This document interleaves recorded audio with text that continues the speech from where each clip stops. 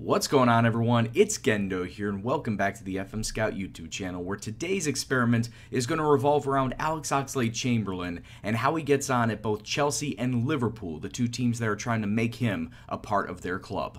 And before we get into the experiment, I'd like to quickly direct you over to my channel, Gendo FM, where I'm currently running an Athletic Bilbao save, trying to get the Basque boys some domestic and international glory. So if you want to check that out at the end of the episode, please go right ahead. Now, I think it's fair to say that Ox really hasn't lived up to his potential while at Arsenal. He's been often injured, and even when he wasn't, he didn't feature into the starting 11, mostly coming on as a substitute in most games. But this past season, statistically, has been Ox's best performance in an Arsenal shirt, playing in 29 league games, scoring 2 goals, and getting 6 assists. Now, he just recently turned down a contract extension from Arsenal, opening the door for other teams to come in and make a transfer bid for him. Those two main teams being Chelsea and Liverpool. Now, we don't know what type of role he'll play within those clubs. We don't know what position he'll play either, whether it's down the middle or out on the wings. But through the magic of Football Manager, we will take a look and see how he gets on at both clubs. So without further ado, let's take a look and see how Ox gets on at Chelsea. So for both of these clubs, we're going to assume that a £30 million transfer fee has been accepted. That being said, Oxlade-Chamberlain at Chelsea is going to be a little bit more difficult than him at Liverpool because of the depth that Chelsea has on the wings. Take a look at the players that could potentially be ahead of him. Pedro, Eden Hazard, Willian, Christian Atsu. Maybe not Christian Atsu, but just take a look at that depth that Chelsea has on the wings. Oxlade-Chamberlain is probably going to have a tough time trying to get some first-team football, which he is wanted. So that being said, let's take a look and see how he gets on within that first season at Chelsea. Does he get that first-team football that he so deserves and desires? So we move ahead 1 year to the 4th of June 2018, and let's take a look and see how Oxlade-Chamberlain has gotten on at Chelsea. Well, he's still at Chelsea, so there's a good thing right there, but taking a look at his stats, he has not made a single start for Chelsea within the league. 22 substitute appearances, 1 goal, and a 6.55 average rating. And overall, he's only made 1 start throughout the entirety of this season, and that was in European competitions. That is very unfortunate for him, but let's take a look and see what he has done stats-wise, and actually let's see where he has actually played within the tactics. And it looks like Chelsea played him more down the middle as an AMC. He's had 10 appearances there. He's had 4 in the center of the park, 1 out on the right side. And it only looks like he's played internationally in his preferred position, the right attacking mid. So Chelsea, Antonio Conte not knowing exactly what to do with Oxlade-Chamberlain coming into the club, which is very distressing. More distressing for Oxlade-Chamberlain because he's not getting the first-team football that he wanted, but he's also being played out of position. And just taking a look at some of the overall stats for his season, let's focus specifically on the Premier League. As a winger, or more so as a center attacking mid, he only had 17 shots, 6 of them were on target, which is not a very good ratio, but as a winger, I wouldn't expect him to be taking a lot of shots. I would want him to start making a lot more passes, a lot more concise assists, which is the very next graph over. He made 160 passes and only 92 of them were successful, a 58% pass rating. That is not good whatsoever. But at the same time, I'm thinking he's a winger. If he's going to be throwing in crosses and the crosses are considered passes, that could bring his percentage down. To which we look right below this and it says his crosses completed. He didn't make a single cross when he was out on the wing. He was largely ineffective in his winger role, so Conte was probably playing him in a different role, in a different setup, and he just wasn't able to adapt, and that's ultimately what hindered his ability to perform at Chelsea. It looks like at this point in time, Oxlade-Chamberlain at Chelsea is a complete bust. And if this is anything to go by, let's actually take a look and see how Chelsea fared in the league and actually just overall in general.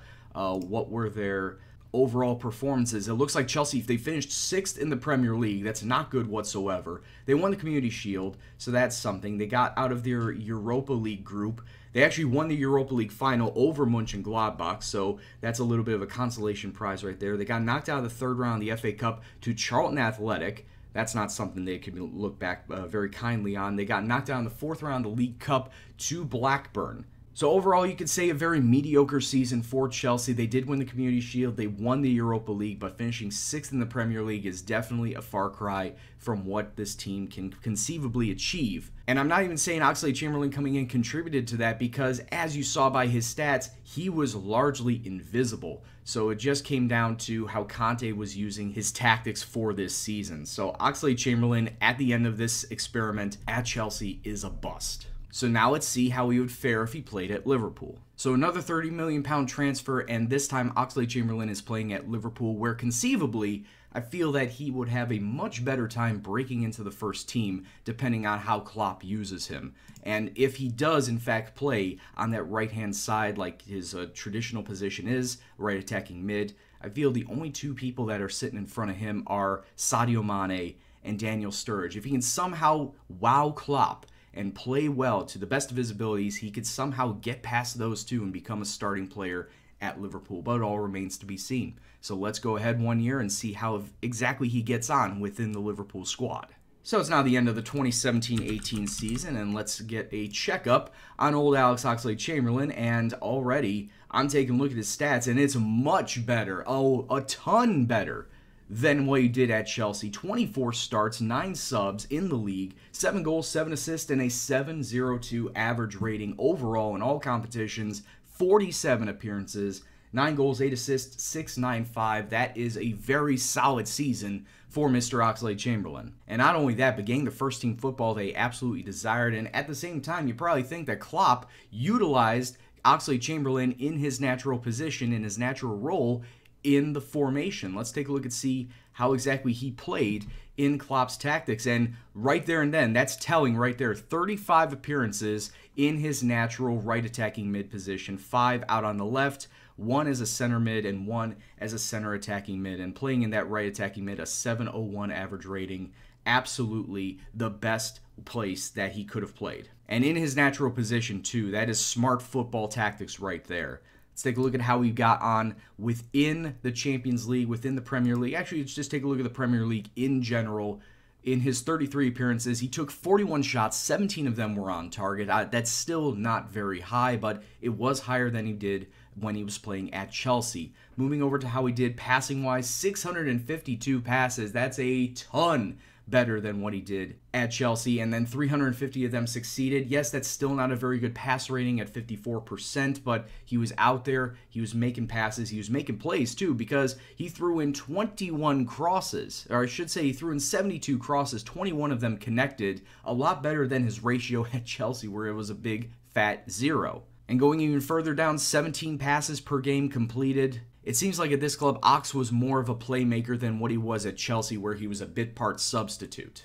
And finally, let's take a look and see how Liverpool got on in the season. It looks like up top, they finished in 5th place in the Premier League. They finished, wow, a whopping 14 points behind Man City for that final Champions League spot. So that was a big power gap to get into the Champions League. So unfortunate for them there. But let's go see how they did everywhere else in their Champions League group. They had Barcelona, Olympiacos, and Benfica, and it looks like they got out of it. With 4 wins, a draw, and a loss. They lost to Man City in the League Cup 3rd round, so they're knocked out of that.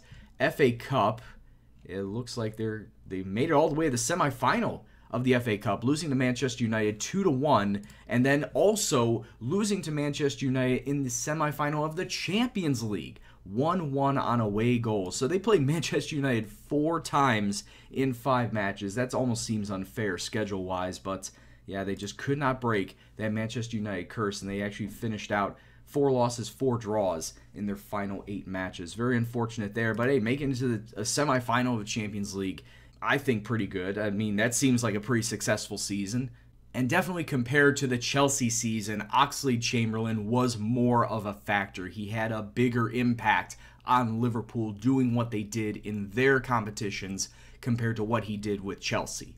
So as the final review between the two, it seems that Ox is the better fit at Liverpool, mostly because Klopp is playing him in the proper position, in the proper role, probably above of Sadio Mane and Daniel Sturridge, whereas Antonio Conte's Chelsea, he probably just wants to keep Eden Hazard and Willian on those wings all day, every day, and not utilizing Ox in that role in a starting position. Yes, he was coming off of the bench, but he just wasn't able to integrate into the squad, much like he did here at Liverpool. So it seems like Football Manager thinks that Alex Oxlade-Chamberlain would be better at Liverpool. Will it actually happen in real life, is the question.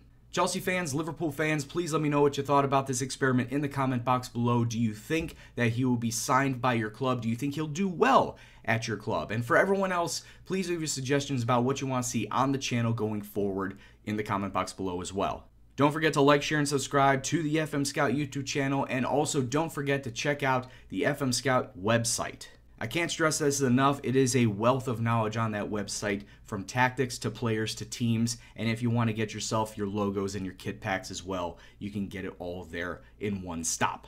But anyway, guys, thank you very much for watching this episode. I've been Gendo, you've been awesome, and I'll see you next time. Take care, and peace out.